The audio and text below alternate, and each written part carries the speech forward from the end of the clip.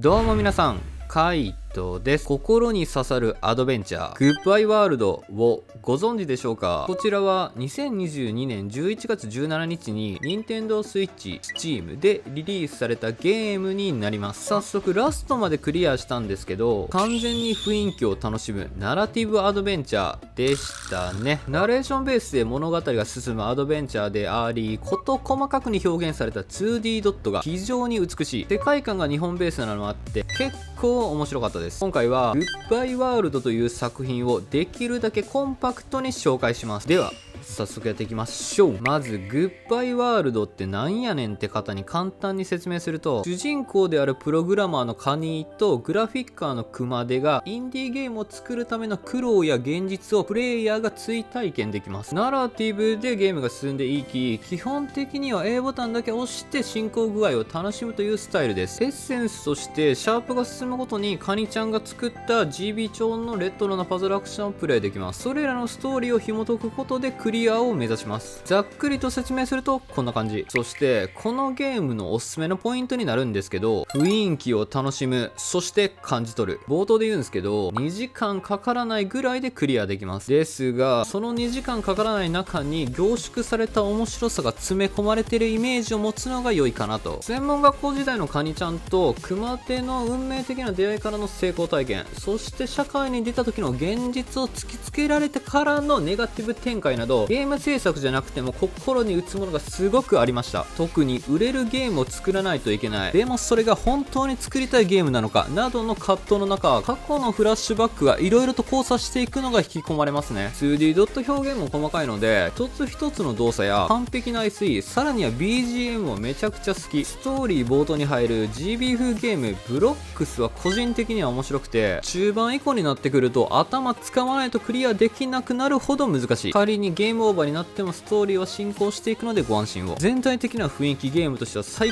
高に面白かったです。次に気になるポイントになるんですけど、圧倒的ボリューム不足での判断。雰囲気だけを楽しめる、ちょっとした鑑賞に浸れたい方にはプレイしてほしいんですけど、ボリュームを求める方にはかなり物足りないかなと感じ取られました。実際に私も終わりと思ったのもあるんですけど、内容が内容だけに非常にうまくまとまってたなと。普段殺伐としたアクションをしていた自分としてはぴったりでしたね。最後にまとめになるんですけど、 2D ドット好きでカニちゃんとクマテのゲーム制作の苦悩や人間関係を楽しみたい方にぜひプレイしてほしいのがグッバイワールド。日本が舞台で展開される中、2人の苦悩が押し寄せる。そしてラストの展開が一癖も二癖も面白い。よければ皆さんもインディーゲーム制作の中身を覗いてみませんか？きっとバイト店長のふざけんじゃねえってシーンで、そりゃそうだろって思うこと間違いないですよ。このチャンネルではインディーズ作品を中心におすすめのゲームを一通りクリアして紹介しております。少しでも参考になった方がいればチャンネル登録や高評価をしていただけると幸いです。ではでは